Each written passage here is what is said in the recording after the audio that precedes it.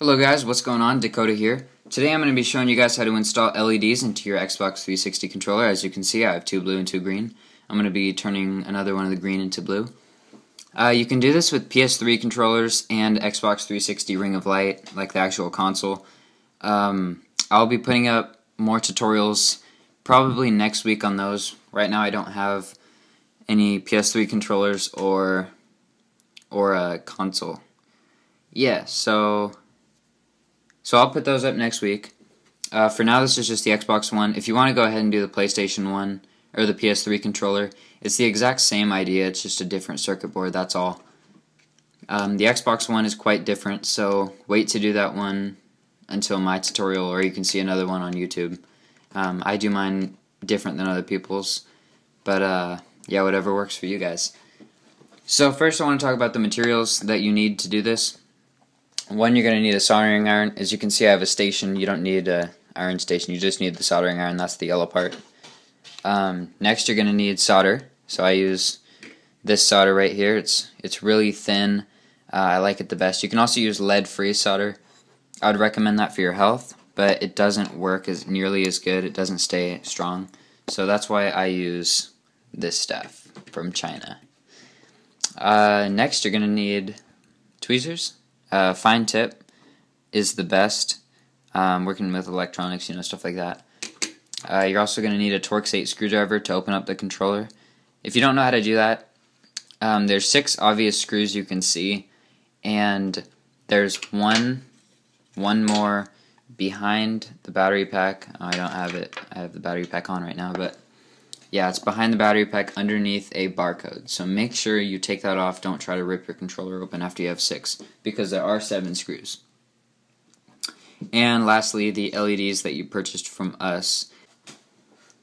Okay, so the first step is I'm going to take my iron in my right hand and the solder in my left, and I'm going to so I'll hold the solder up to one end of the LED, and I'm going to put the iron up to the other side and melt the solder onto one side. As you can see, like, there's a little bit of solder here.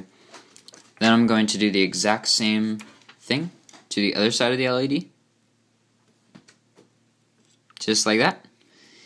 And the last step, because there's already solder on both sides, all you have to do is touch both sides and it'll wipe right off. Remember not to rip the LED off. That'll just tear the contact pad and ruin your LED. So make sure you do not do that. Be patient.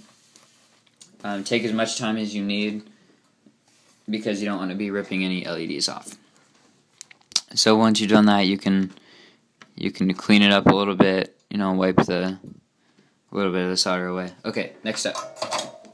So take one of the LEDs out of the pack.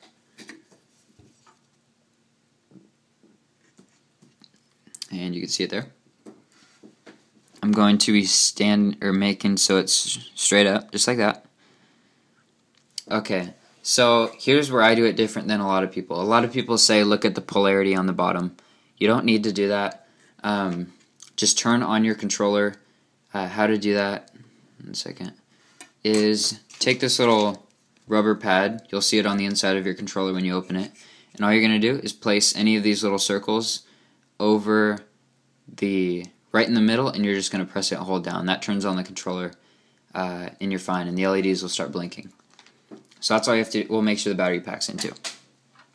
So a lot of people say not to do this because it'll short it or whatever. I've been doing this for almost 2 years now, and I've never ever had an issue. This is how I've always done it, and it works great. You don't even need to know the polarity. So what you do is you take your LED, and you're going to set one side, or you're going to set half the LED on one contact pad and half on the other. If it doesn't light up when you press it down, just spin it around like I do right here. Alright, so once you have it going the right direction, what you're going to do, this part's a little different, is take your iron and take your solder, and instead of touching them together on the board, I just do it in the air. See, I got a little bit of solder on the end of the iron. Now what I do is I take my tweezers and I hold the LED so it doesn't go anywhere, and I'm just going to touch one end of the LED to the solder, just like that. And that's okay if it's not lighting up right now, that's because you didn't get both sides yet. And then I'm just going to hold it down again and touch the other side,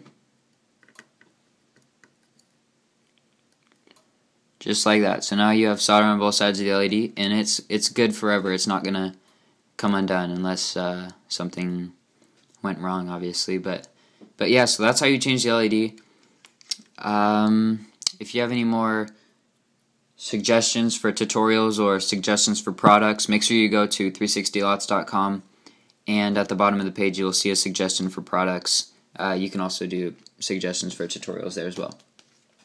Make sure to watch the rapid fire tutorial installation, whatever you want to call it, if you're thinking about buying rapid fire, because it is much different than this. There's a lot more soldering and more instruction involved. So this is just for the LEDs. Yeah, so thank you guys for watching. If you have any questions, just contact me and I get back to you guys very fast. So yeah, so don't hesitate to ask any questions. Thanks, guys. Make sure to subscribe for the weekly giveaways. The first one is, the winner will be announced on May 11th, so make sure you win. There's one every week.